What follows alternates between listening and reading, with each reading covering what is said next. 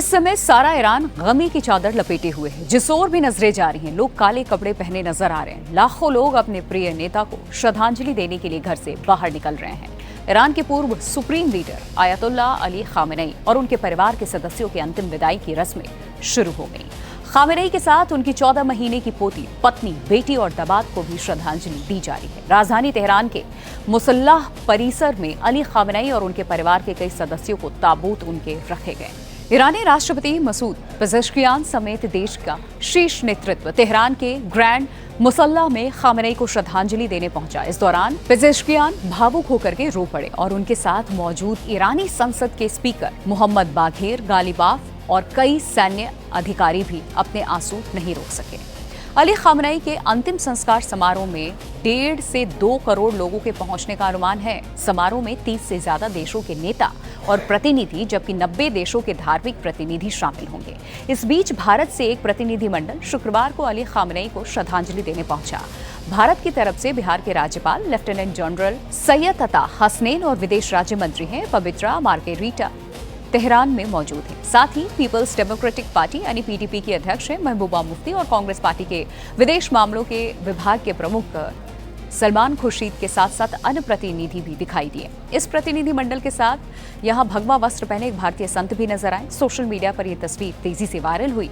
जो लोग जानना चाहते थे कि आखिर ये भगवाधारी संत कौन है, ये संत है स्वामी सारंग मोहिले। उन्हें लोग स्वामी सारंग भी कहते हैं। स्वामी सारंग का जो जन्म है 7 मई 1973 को उत्तर प्रदेश के सिद्धार्थनगर से जुड़े एक ब्राह्मण परिवार में हुआ था। वो सामाजिक, आध्यात्मिक, थिंकर, स्पीकर और स्वामी सारंग ग्लोबल पीस फाउंडेशन के संस्थापक हैं। उनकी संस्था विश्व शांति और मानवता के मुद्दों पर काम करती है। स्वामी सारंग की पहचान सिर्फ एक हिंदू संत के रूप में नहीं है।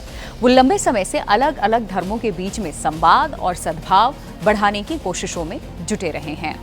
वो लखनऊ के मुहर्रम जुलूस में भी शामिल हो चुके हैं और इमाम हुसैन की शहादत को सत्य, न्याय और साहस का प्रतीक बता रहे हैं। उनका मानना है कि शक्ति की सबसे बड़ी अभिव्यक्ति विजय में नहीं बल्कि सत्य पर अडिग रहने में होती है।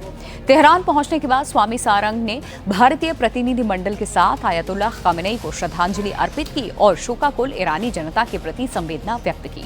बताया गया कि उन्हें ईरान सरकार ने विशेष अतिथि के तौर पर आमंत्रित किया था। भारतीय विदेश मंत्रालय के प्रवक्ता रणधीर जायसवाल ने भी भारत से ईरान गए प्रतिनिधिमंडल के बारे में उन्होंने जानकारी दी। का सवाल था कि ईरान में जो सुप्रीम लीडर का निधन हुआ उसमें किस प्रकार की हमारे तरफ से डेलीगेशन को भेजा गया है। जहां तक भारत सरकार का सवाल है, हम लोगों ने इस पर प्रेस्क्रिप्टिव भी निकाला है कि हमारे तरफ से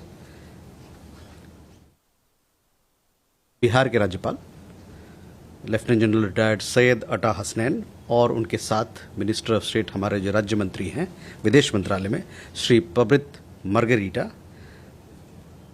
ये दौरा कर रहे हैं तेहरान का आज के दिन।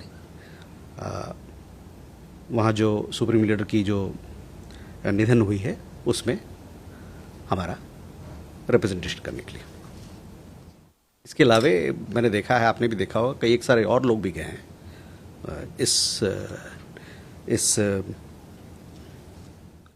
इसमें शामिल होने के लिए। तो आपको ये बता दें कि खामेनेई और उनके परिवार के सदस्यों की 28 फरवरी को अमेरिका इजराइल के संयुक्त हवाई हमले में जान चली गई थी, मौत हुई थी। 131 दिन के बाद 9 जुलाई को उन्हें ईरान के मशहद शहर में सुपुर्दे खाक कर दिया जाएगा। खबरों की रणभूमि में यहाँ शोर नहीं, सोच लड़ती, जहां शब्द नहीं फैक्ट्स वार करते हैं और हर सवाल खोलता है सच की नई परत।